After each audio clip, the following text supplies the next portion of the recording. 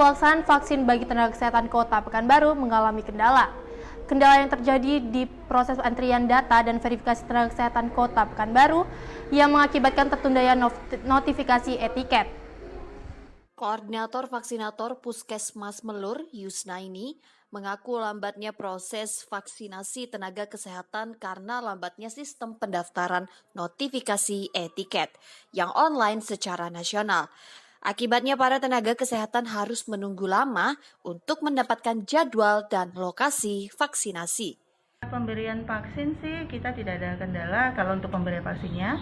Kita sebelum ini sih kita banyak kendala pada pendaftaran karena pengentrian data dari pendaftar itu banyak masalah di situ. Permasalahannya seperti apa, tidak bisa dijelaskan? Permasalahannya itu sebelum ini tuh dia sudah bawa etiket, terkadang ada yang tidak bisa diinput, padahal dia sudah membawa SMS atau etiket. Tapi setelah ada kebijakan kemarin per tanggal 18 ada kebijakan bisa semua nakes walaupun tidak dapat SMS konfirmasi itu bisa dapat dilakukan vaksinasi itu dengan membawa NIK saja.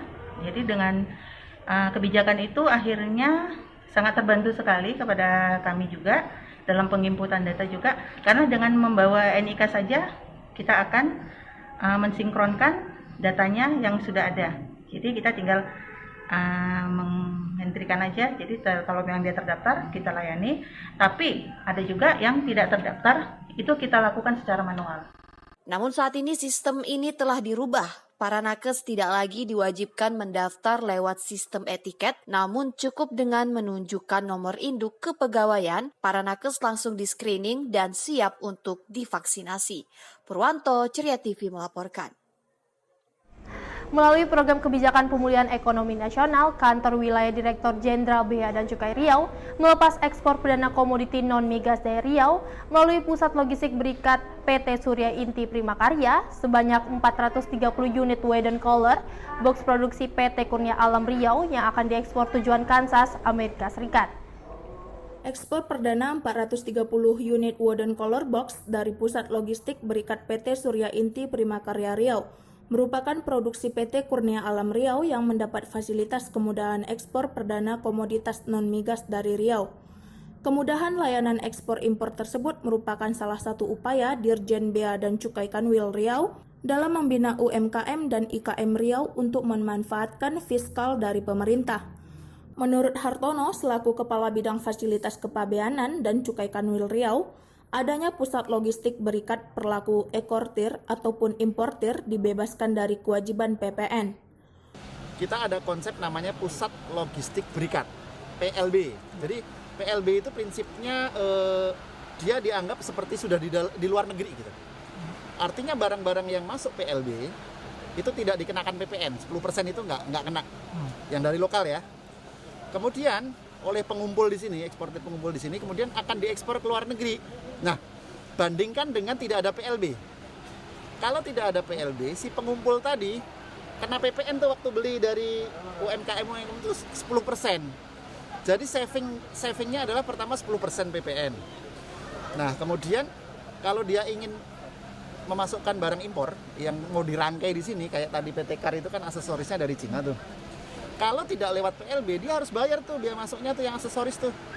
Setelah dirangkai baru diekspor. Total ekspor perdana Wooden Collar Box sebanyak 430 unit dengan nilai 350 juta dari total permintaan sebanyak 10.000 unit dengan nilai total ekspor sebesar 8 miliar. Dan untuk pengiriman selanjutnya dijadwalkan 4 kontainer setiap bulannya. Perdana ini kita akan mengirimkan 430 set Wooden Collar Box ke Kansas, Amerika. Total nilai dari kontainer ini sekitar 350 juta. Dan kita ada total 23 kontainer seperti yang Pak Windu mention tadi, bahwa itu ada senilai 8 miliar. Dengan adanya kemudahan ekspor melalui pusat logistik Berikat yang ada di Kota Pekanbaru, pemerintah melalui Dinas Perindustrian dan Perdagangan akan mendukung industri UMKM untuk memanfaatkan fasilitas tersebut. Kami akan bekerja sama dengan Bea Cukai Kanwil Provinsi Riau ini. Tadi sudah kami bincang-bincang untuk mengumpulkan kabupaten kota dulu, dinas perindak yang terkait dengan untuk UMKM ini. Nanti narasumbernya kita ikut sertakan dari Pak Hartono tadi selaku Kabid Fasilitas. Jadi biar kabupaten kota tuh kalau bisa ada juga seperti ini, PLB seperti ini. Pembangunan rumah layak huni yang selama ini dilakukan pemerintah Provinsi Riau kini berubah menjadi wewenang pemerintah kabupaten kota. Anggaran pembangunan RLH yang selama ini berada di Provinsi Riau kini harus diserahkan ke kabupaten kota dalam bentuk bantuan keuangan atau banke. Program pembangunan rumah layak huni di Provinsi Riau terus berlanjut. Tahun ini rencananya akan dibangun sebanyak 1.800 unit rumah layak huni. Namun teknis pembangunan rumah layak huni tersebut mengalami perubahan. Pembangunan yang selama ini menjadi tanggung jawab Dinas Purpri Riau kini dialihkan kepada pemerintah kabupaten kota setempat. Begitu juga dengan anggaran pembangunan rumah layak huni, anggaran ini harus diserahkan kepada kabupaten kota dalam bentuk bantuan keuangan pemerintah Provinsi Riau atau Bankeu. Hal-hal yang sifatnya teknis lah ya. Mungkin penunjukan pejabat-pejabatnya itu aja. Kalau yang lain sudah oke. Ya kita minta secepat mungkin digunakan. Karena kan ada program-program yang perlu waktu lama ya. Jadi kalau lama digunakan nanti takutnya tidak termaksimalkan penggunaan anggaran. Itu aja. Ini terkait yang kemarin yang pelaksanaan rumah layak huni itu gimana akhirnya keputusan itu sempat menjadi koreksi? Ya, dia menjadi belanja transfer ke kabupaten kota. Ya, itu aja. Jadi teknisnya semua di kabupaten kota, iya belanja transfer. Pembagiannya udah clear berarti? Sudah, kan semuanya kan sudah ada. CPCL-nya kan semua udah jelas. Calon penerima dan calon lokasi kan sudah ada. Artinya pelaksana teknisnya aja. Iya, betul. Berapa kuota untuk Waduh, jumlahnya saya nggak terlalu ingat tuh. Ya, sekitar 1.800 unit kali, kalau nggak salah. Sekitar itu. Oke, sip. Satu lagi Pak, mengenai perda ada target nggak Pak 2021 karena 2020 kemarin? Perubahan pola pembangunan rumah layak huni ini terjadi saat proses evaluasi dan verifikasi APBD Riau 2021 di Kementerian Dalam Negeri, di mana Kementerian Dalam Negeri meminta Pemprov Riau agar anggaran pembangunan rumah layak huni ini dijadikan bantuan keuangan kepada pemerintah kabupaten kota. Termasuk teknis pembangunannya juga menjadi wilayah Purpri kabupaten kota setempat. Billy Pranata dan Tejo Sudiro, Ceria TV melaporkan.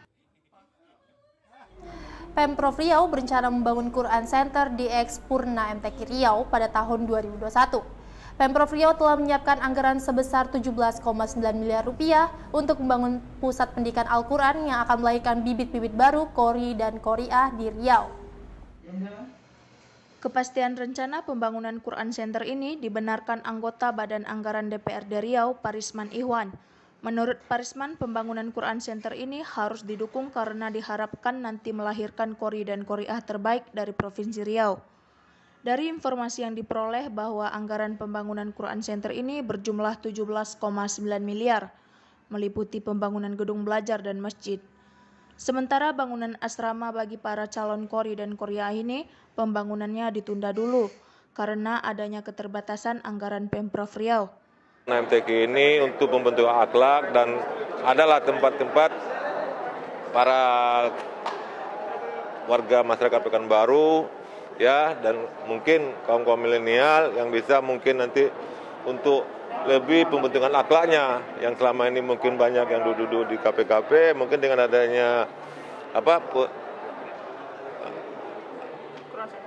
Al-Quran Center itu mungkin nanti akan bisa menarik para milenial atau warga Kota Pekanbaru khususnya agar bisa ke sana untuk lebih memperdalam tentang Al-Quran. Pembangunan Quran Center ini merupakan janji kampanye Samsuar semasa pemilihan Gubernur Riau 2018 lalu. Awalnya pembangunan Quran Center ini dipusatkan di Masjid Raya An-Nur, namun akhirnya berubah ke lokasi Ekspurnama MTQ Pekanbaru. Billy Pranata dan Tejo Sudiro, Ceria TV melaporkan. Wakil Ketua DPRD Riau, Hardianto, berharap anggaran penanggulangan bencana di dalam APBD Riau tidak terpakai. Politisi Gerindra ini berharap tahun ini Riau kembali bebas dari bencana-bencana alam yang kerap terjadi seperti banjir dan karhutla. Pernyataan ini disampaikan Wakil Ketua DPRD Riau, Hardianto, saat ditanya berapa besaran anggaran bencana di APBD Riau tahun 2021. Pertanyaan ini disampaikan untuk mengetahui kesiapan Pemprov Riau dalam menghadapi kemungkinan bencana alam yang belakangan terjadi di sejumlah daerah di Indonesia. Hardianto menyebut dirinya tidak mengetahui persis anggaran bencana di Riau karena tersebar di beberapa OPD, ditambah lagi anggaran di BTT atau biaya tidak terduga, yang bisa digunakan di saat kondisi-kondisi darurat. Namun demikian, Hardianto berharap tahun ini Riau bebas dari bencana alam yang memang dulu rutin melanda Riau, seperti banjir di Kampar serta kebakaran hutan dan lahan. Dengan ini dirinya berharap agar bencana alam tadi tidak terpakai. Banjir ini kan berbicara bencana, ini kan kita hanya bisa melakukan secara kajian teknis apa penyebabnya itu yang diantisipasi. Tapi berbicara takdir Allah kan tak ada paritan itu. Tak ada satu orang pun yang bisa memprediksikan bencana itu akan datang kapan dan sebesar apa. Nah, tapi insya Allah berbicara banjir. Nah, kita kan selalu prepare nih. Nah, berbicara banjir mungkin di daerah tertentu kita bangun tanggul, misalnya kita bangun tanggul sesuai dengan kemampuan dan porsi APBD yang ada. Hardianto yakin dengan kesiapsiagaan dan kewaspadaan serta kepedulian semua pihak, kebakaran hutan dan lahan di Riau termasuk banjir tidak terjadi lagi. Karena tahun 2020 dan beberapa tahun sebelumnya, Riau juga bisa bebas dari bencana karhutla dan kabut asap. Billy Pranata dan Tejo Sudiro, Ceria TV melaporkan. Demikian program Ceria hari ini. Terima kasih atas perhatian Anda. Tetap ceria dan tetap kreatif. Saya Deta Novela. Wassalamualaikum warahmatullahi wabarakatuh.